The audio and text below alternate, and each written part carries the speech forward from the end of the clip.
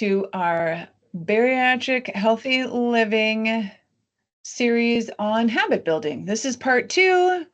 Part 1 was on building healthy habits, and part 2 is going to be on untangling unwanted habits. So things that bind us to habits that we don't want.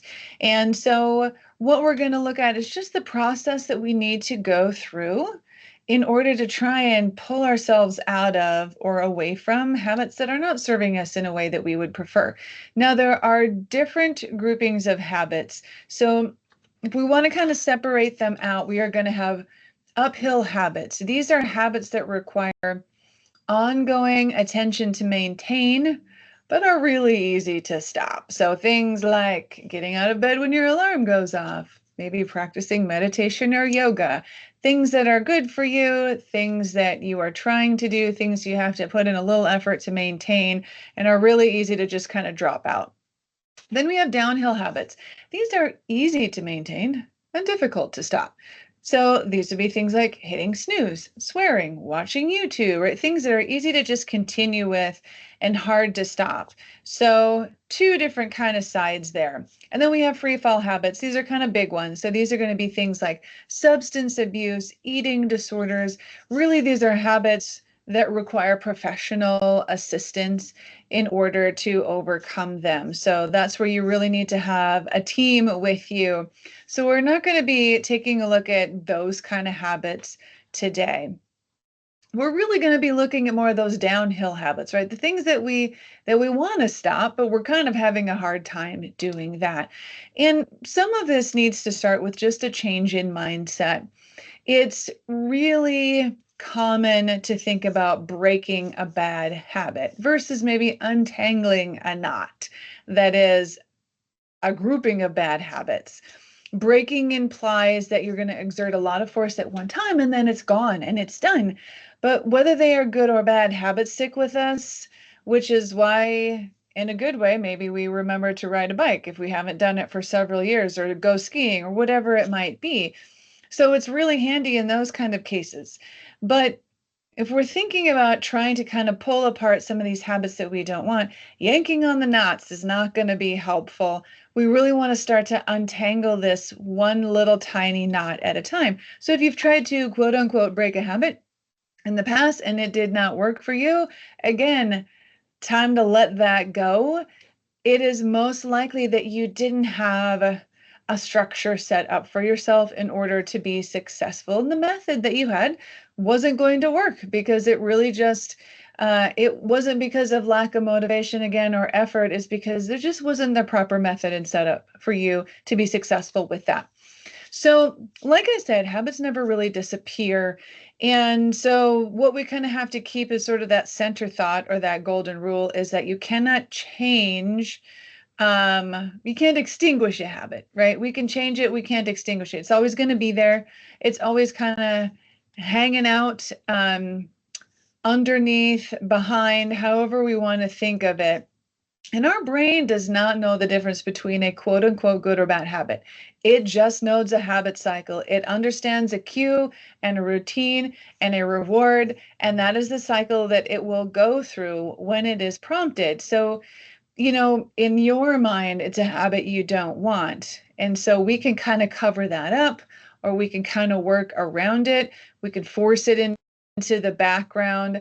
But then we have to be mindful of the fact that there are certain cues that could start that bad habit starting again. And so we want to be mindful of what starts that quote unquote bad habit in the first place. So we can look at changing the cue. That's usually a really great place to start. Sometimes we actually change the routine. So we try to insert a new routine where the old one was.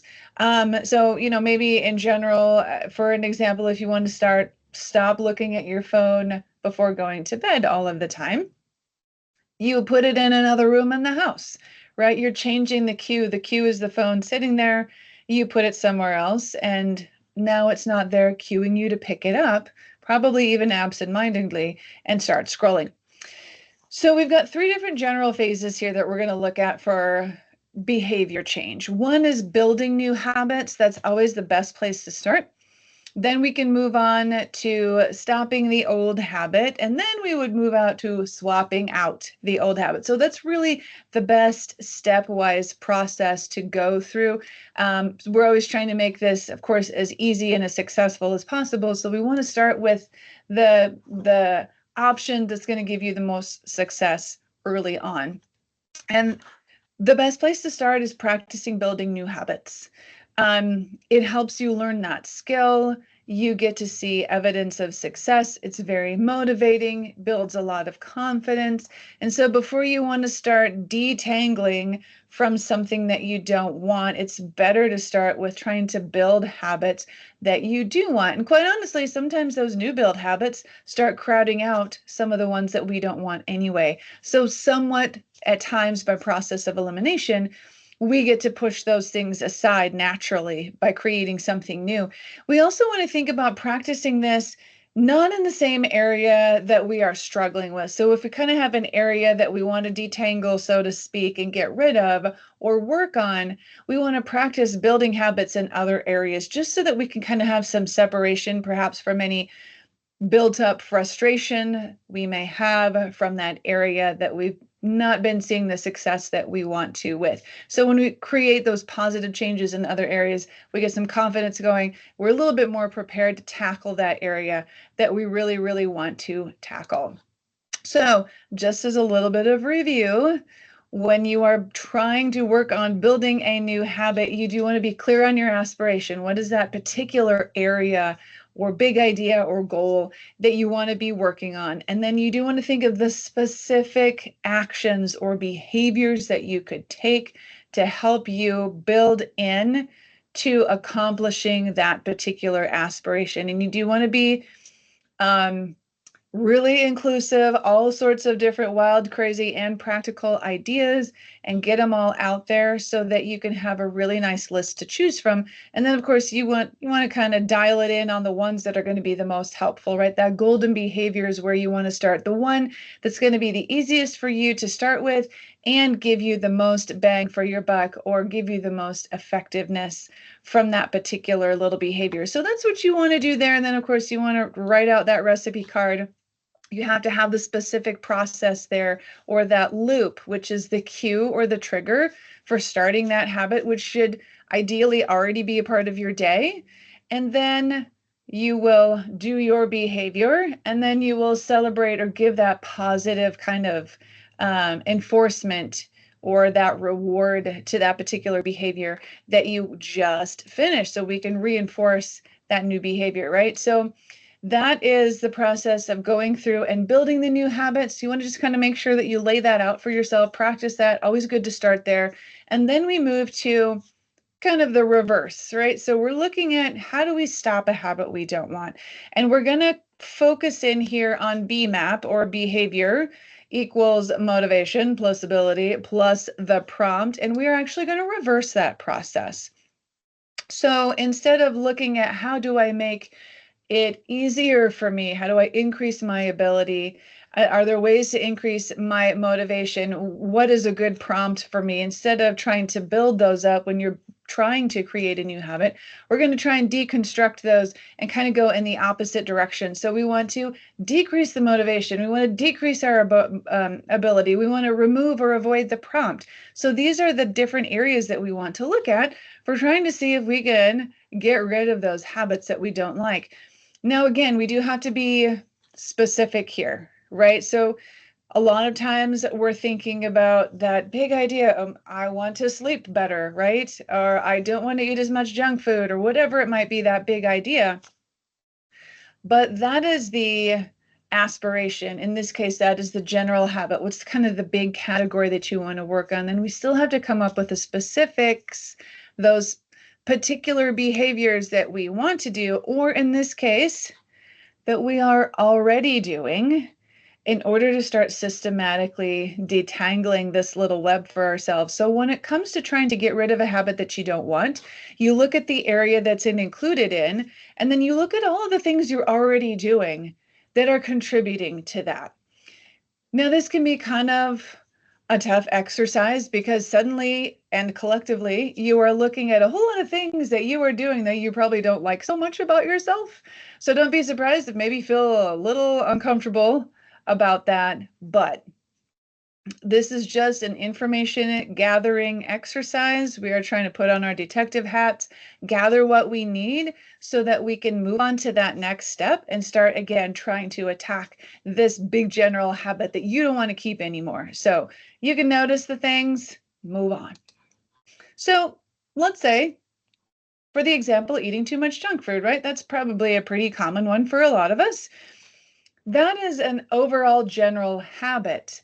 There are going to be a lot of particular actions and decisions that you are making throughout the day that are contributing to that whole general habit of eating too much junk food, right? It might be putting sugar in your coffee, eating the chips or the ice cream when you're watching TV at night, getting the donut when you pick up your coffee at the coffee shop, buying something at the gas station, drinking a soda every day, right? There's multiple things here that you might decide are what are contributing to this particular general habit that you don't want to keep practicing. So that is the list of specific behaviors that we are going to start looking at. And what we want to do is start easy, right? So this is kind of a tiny habits strategy. We are not going to look for the biggest and the boldest. We are looking for the tiniest and the easiest, the thing you are sure that you can do that's no big deal for you to accomplish, right? We want to start small and get the ball rolling and get the confidence pumped up a little bit by feeling some success with something that's small and easy. So it's really important that you go for those outer kind of habits, if you will, those smaller tangles that we want to attack first. So don't pick the hardest, make sure that you are looking at the easiest. And then we want to start thinking in order of priority here of how we are going to go ahead and do this. So again, we're reverse engineering this BMAP model. So we're looking at promptability and or motivation, but we want to start with the prompt. The prompt is going to be the easiest place to start. So we always want to start with that because that is the beginning of the habit cycle for you every single time. So if we can find a way to edit the prompt in some way, then we don't have the rest of the habit cycle happening. So that's really, again, start at the beginning, right? So we'll start with that. Then we would look at your ability or the ability chain. Then we would look at motivation.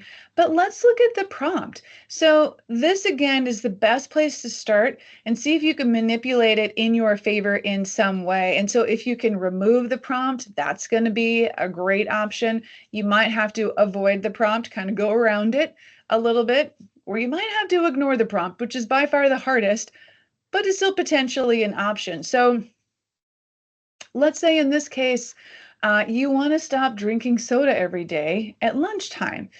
So what is prompting you to drink soda every day at lunch? Well, maybe when you walk into the break room and you grab your lunch and you see the soda machine, boom, I buy a soda, I sit down and eat my lunch. Okay, so now what are our options here? We're going to remove, avoid, or ignore the prompt.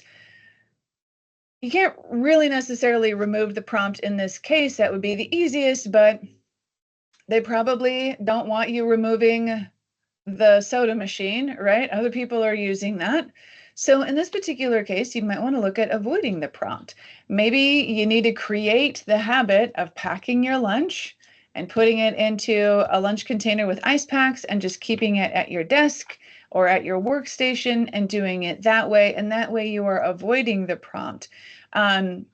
Another example that would kind of work with this is that you want to stop going to a coffee shop or you buy the donut every day. And so you create the habit of making your coffee at home and taking it with you. And then you never stop at that coffee shop in the first place.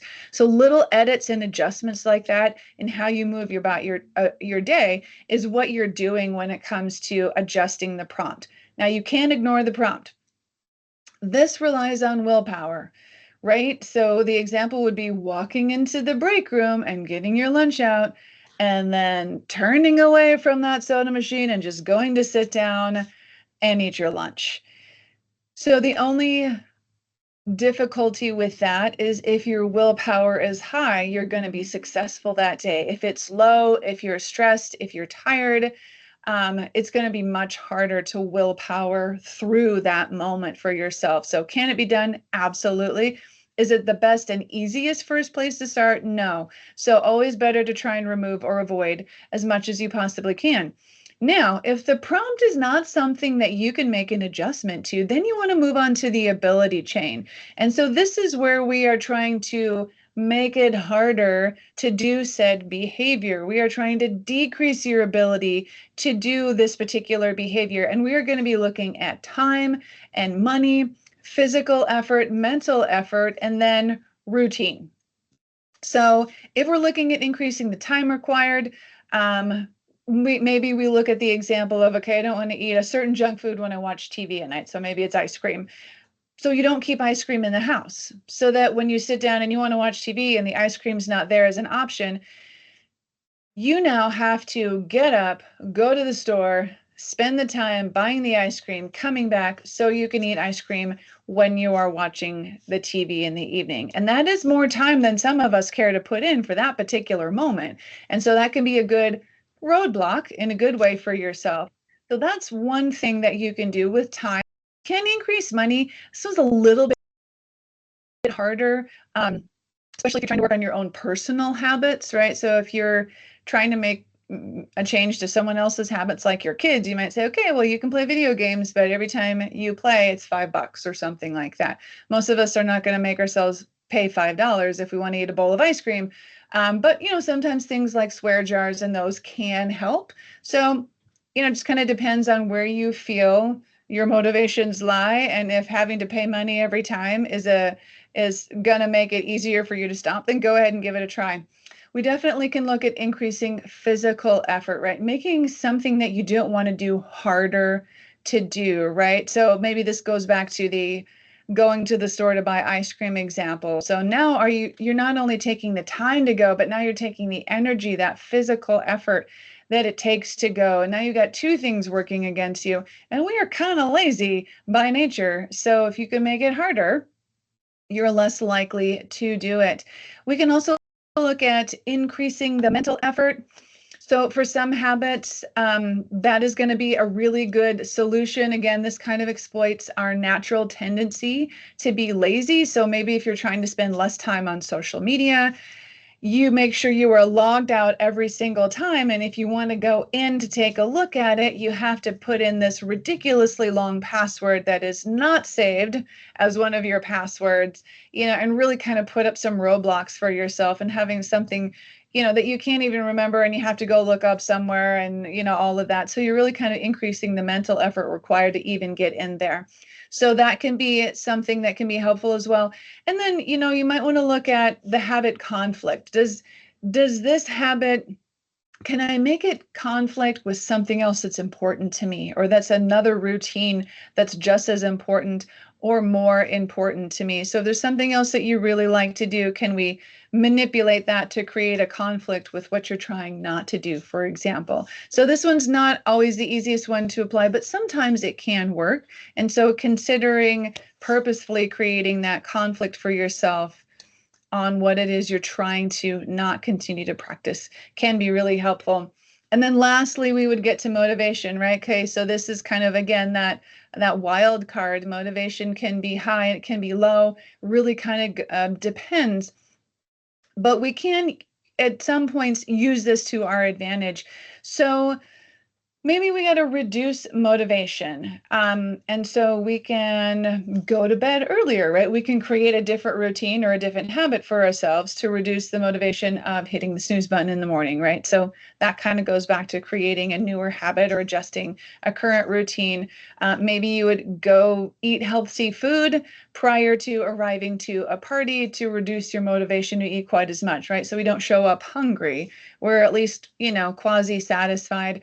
Or maybe you get acupuncture to work on reducing your pain, to reduce your use of painkillers, right? So there can be a lot of potential things you can choose to do that reduce your motivation or that feeling of need to do that particular behavior that you're trying to avoid now. You can also do something called adding a demotivator. This maybe an example of something like this would be posting on Facebook so that everyone knows that you don't want to do said thing and you are trying to, and everyone can keep you accountable. And sometimes that works really well. Sometimes it can kind of backfire, because then if you're not successful and then you just, posted it there for the world to see. So kind of be careful with that one. But you can sometimes demotivate yourself again by certain choices that you make. And then sometimes we just need to do a smaller version of something. We need to make a smaller change, right? We need to try to stop smoking for 3 days instead of forever. Or we want to watch TV for a shorter duration of time, or maybe we are going to get on social media, but only twice instead of 10 times, or continuously throughout the day.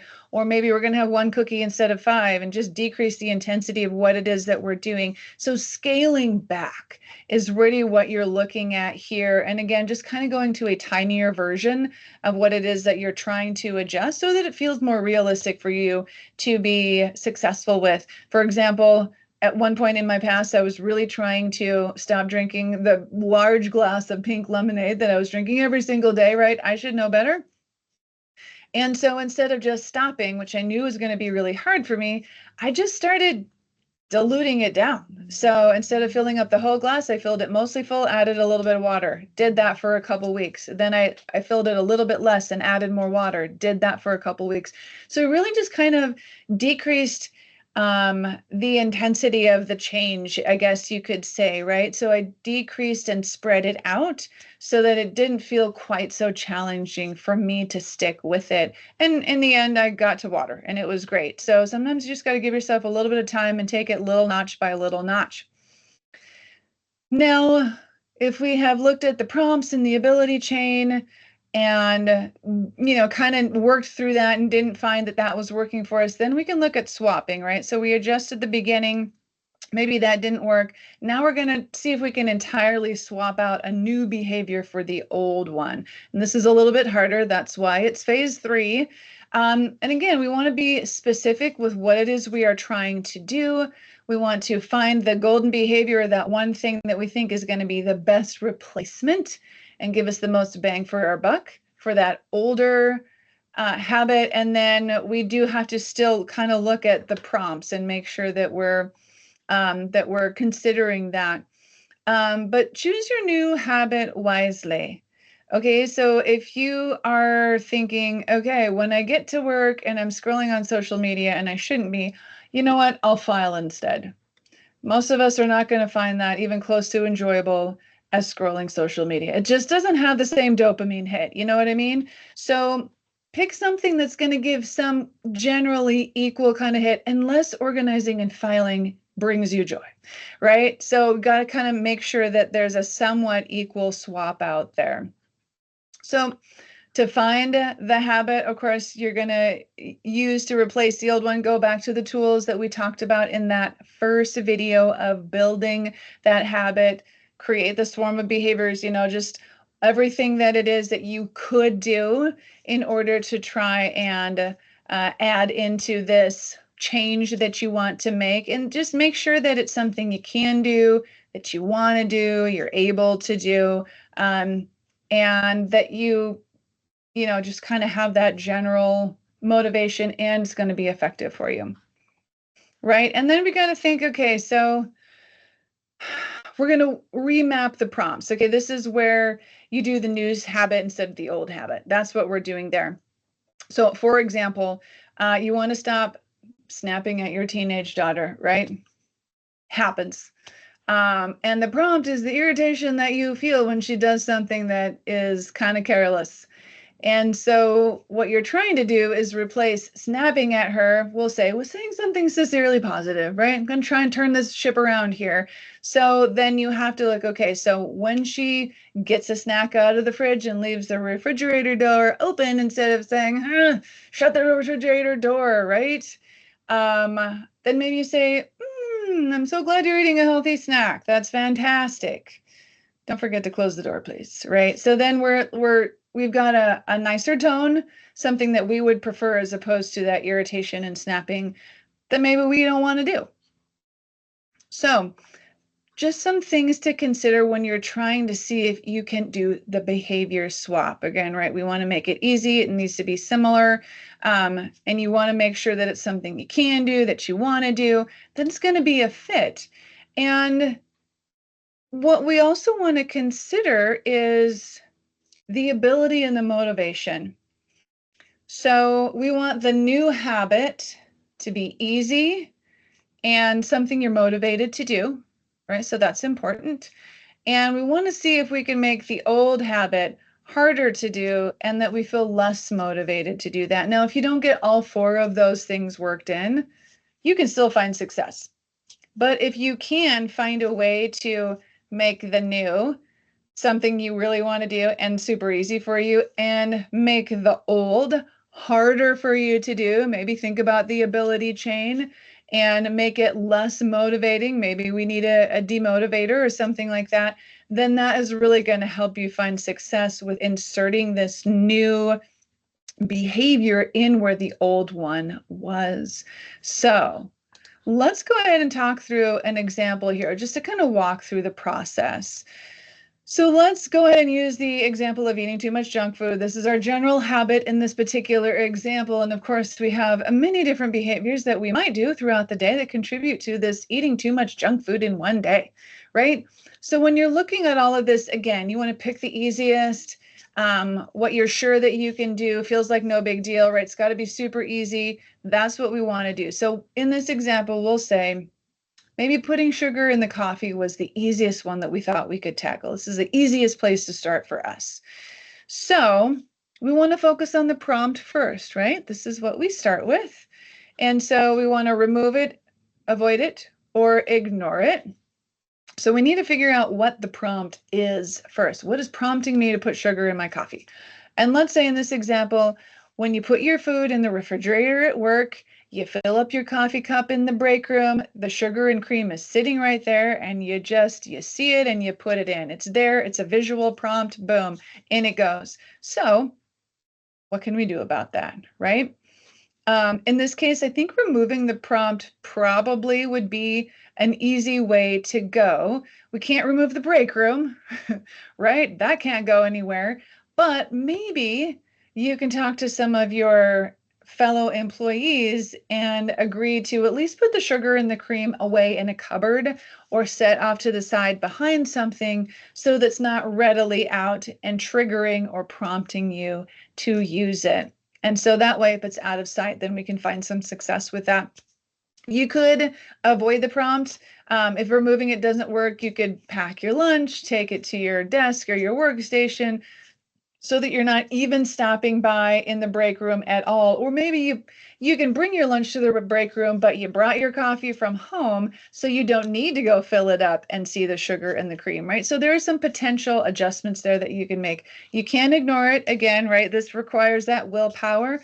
And if you feel like you can willpower through that particular moment and just get your coffee and go, then that certainly can work as well. You just kind of have to keep in mind there might be days where willpower is lower than others, and you find it harder to really kind of press through that moment.